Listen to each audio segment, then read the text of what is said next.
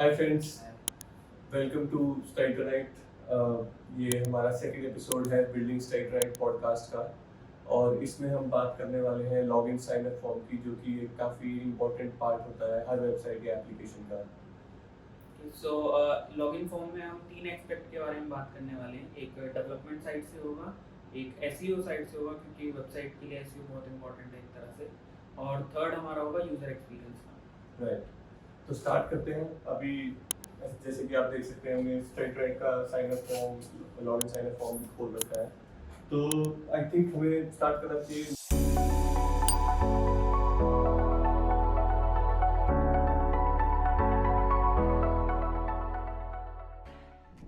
Start करते हैं कि लॉगिन फॉर्म या साइन अप फॉर्म चाहिए क्यों होता है किसी वेबसाइट या एप्लीकेशन पे।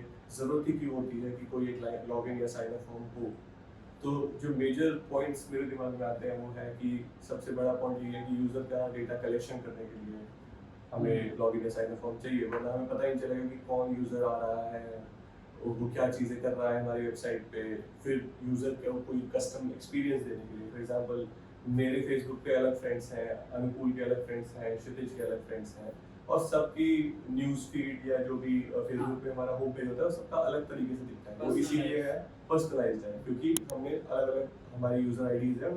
फेसबुक को पता है कि कौन सा यूज़र को क्या दिखाना है बेस्ड ऑन आवर प्रेफरेंसेस। जैसे प्रोग्रेस उसमें वो कर सकते हैं, फिर इसको अकॉर्डिंग हम उनको जो सजेशंस हैं या जो इम्प्रूवमेंट्स हैं वो दे सकते हैं। इसके क्योंकि डेटा कलेक्ट हो जाएगा हमारे पास, तो उसके अकॉर्डिंग हम इम्प्रूवमेंट्स करेंगे कि जो हमारा यूजर है वो हमसे क्या चाहता है। हाँ, तो वो हर यूजर को एक कस्टम एक्सपीरियंस देने के लिए लॉगिन साइन अप बहुत ज़रूरी है।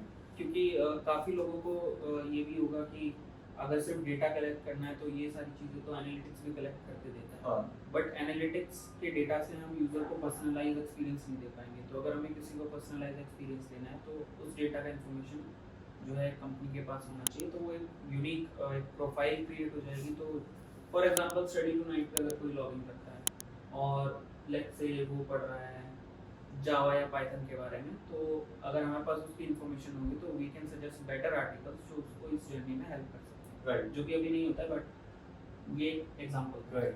उसके अलावा फॉरम है। हाँ। फॉरम का एक्सेस किसी को तभी मिलेगा क्योंकि वो कोई भी क्वेश्चन पूछ रहा है, तो एक क्वेश्चन जो है वो एक यूजर से लिंक होगा, किसने पूछा। तो किसने पूछे वाला में जो किसने वाला पार्ट है वो यूजर आईडी से ही आएगा।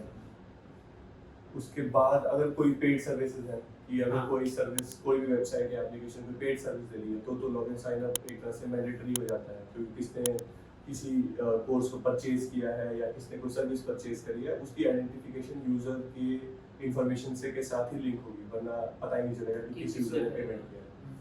तो मोर और लेस यूजर आइडेंटिफिकेशन के लिए लॉगिन साइन अप चाहिए। तो अगर आपकी वेबसाइट पे या आपके एप्लीकेशन में ऐसी कोई रिक्वायरमेंट है ही नहीं, अगर आप एक नॉर्मल ब्लॉग चलाते हैं तो शायद उसमें लॉगिन साइन अप की जरूरत ना पड़े।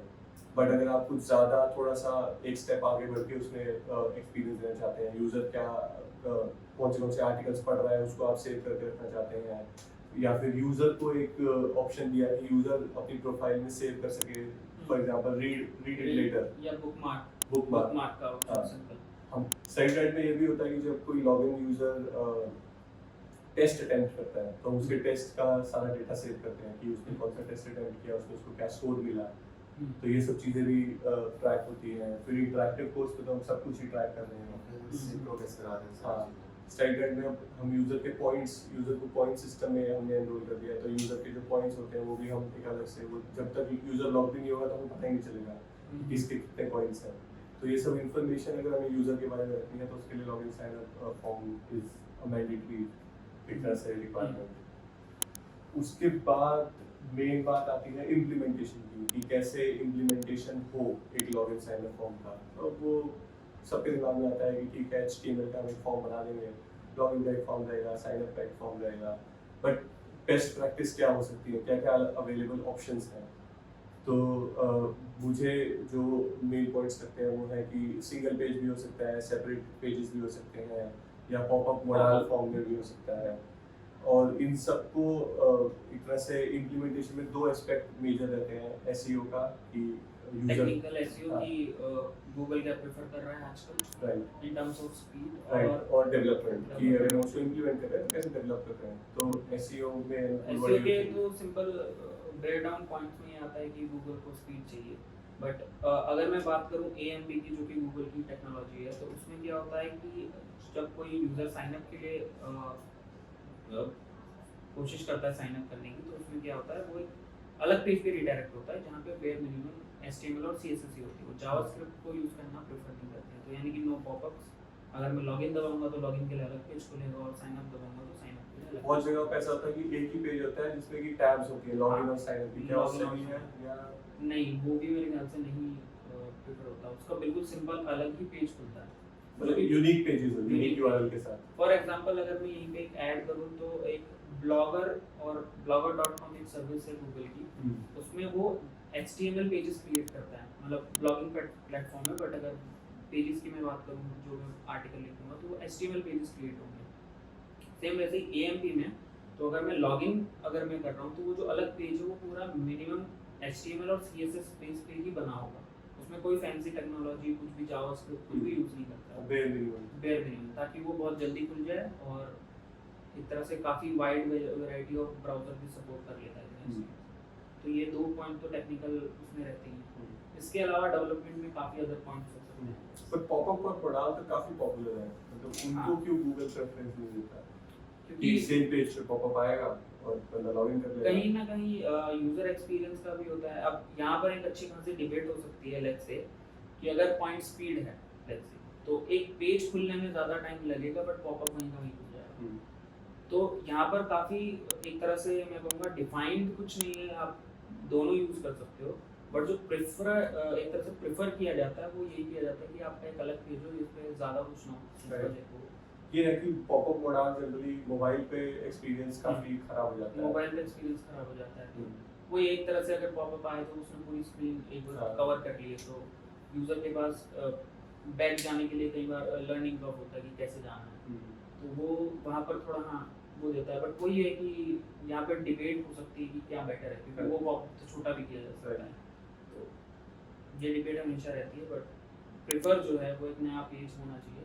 बट यहाँ पर एक और पॉइंट आ जाता है कि अगर आप पॉपअप भी यूज़ कर रहे हो तब भी आपके पास एक लॉगिन पेज अलग से होना ही चाहिए, क्योंकि उससे एक यूनिक URL भी बन जाता है ना। गूगल पे मैंने बहुत बार वेबसाइट्स को किसी एप्लीकेशन को सर्व करते हैं तो लॉगिन साइन अप पेज के लिंक्स वो जब एक्सपैंड होकर दिखते हैं तो दिखते हैं, वो इसीलिए दिखते हैं क्योंकि वो एक अलग पेज है। वो पेज नहीं होगा तो वो कभी अलग से लिंक नहीं दिखाएगा। इम्प्लीमेंटेशन वाइज डेवलपमेंट में अगर एक दो पॉइंट्स ऐड करने हो तो डेवलपमेंट में तो यह है कि अगर आप फ्रंट एंड को बेसिक्स अगर सिंपल रखें तो वो ज़्यादा बेटर है, क्योंकि उसके अकॉर्डिंग हम क्या करते हैं अपने डेटाबेस को भी बनाते हैं, हमारी टेबल्स उस हिसाब से मैनेज होती हैं। सपोज कीजिए हमें यहाँ पे सिंपल कस्टमाइज अपना लॉगिन बना रहे हैं या कुछ हम ऑथेंटिकेशन कर रहे हैं गूगल के थ्रू, तो उस हिसाब से हमें चीज़ों को देखना पड़ता है कि फ्रंट एंड किस वाइज से रहना चाहिए और उस हिसाब से हम उसको बैक एंड को तैयार करते हैं। एक और चीज मतलब मुझे लगता है कि अगर सिंगल पेज है या साइन अप पेज है, शायद हमारे केस में भी सही करके यही करा है, जो बैकएंड है वो कॉमन है कि लॉगिन का एक पेज है, साइन अप का एक पेज है। बीच में हमने मोडाल पॉपअप भी ट्राई करे थे, तभी भी तीन तरह, अब एक तरह से तब तीन अलग अलग सोर्स हो जाते थे जहाँ से लॉगिन हो सकता है कि लॉगिन पेज से भी बंदा लॉगिन कर सकता है, साइन अप जब वो करेगा पहली बार तो भी उसका सेशन स्टार्ट हो जाता है, मोडाल से भी वो लॉगिन साइन अप दोनों चीजें कर सकता है। तो एक तरह से 4 एंट्री पॉइंट्स हो गए और उनका बैकएंड सेम था। बैकएंड सेम रहने से वो ये कि हमें कोड की हैंडलिंग एक जगह करनी पड़ेगी, तो थोड़ा आसान हो जाता है कि बहुत सारी चीज़ें होती हैं सिक्योरिटी रिलेटेड, वैलिडेशन रिलेटेड, जो कि एक ही जगह अगर रहे तो ज़्यादा अच्छा है, वरना मल्टीपल जगह हम उसको करते रहेंगे तो कंफ्यूजन के चांसेस ज़्यादा हैं, मिस्टेक्स के चांसेस ज़्यादा हैं। हाँ, वैलिडेशन के अगर रिगार्डिंग हम लेते हैं तो हम फ्रंट एंड से भी कुछ वैलिडेशन करते हैं, अब अलग अलग पेज पे रहेगा कोड, फिर हम उसकी एक सिंपल JS लगाएंगे और या हम सिंपल पे ही रखें, एक ही पेज पे रखें, उस पर हम JS लगा रहे हैं तो वो वैलिडेशन का पार्ट हो जाता है। फिर हम फ्रंट एंड से तो हुआ वैलिडेशन, फिर हमें बैक एंड से लगाना चाहिए which is more secure than front end. तो इन चीज़ों के एस्पेक्ट को रख के हमें अपने लॉगिन फॉर्म को और साइन अप फॉर्म को सिंपल सॉर्ट बनाना चाहिए कि बैक एंड पे हम वैलिडेशन को प्रॉपर रूप से करें।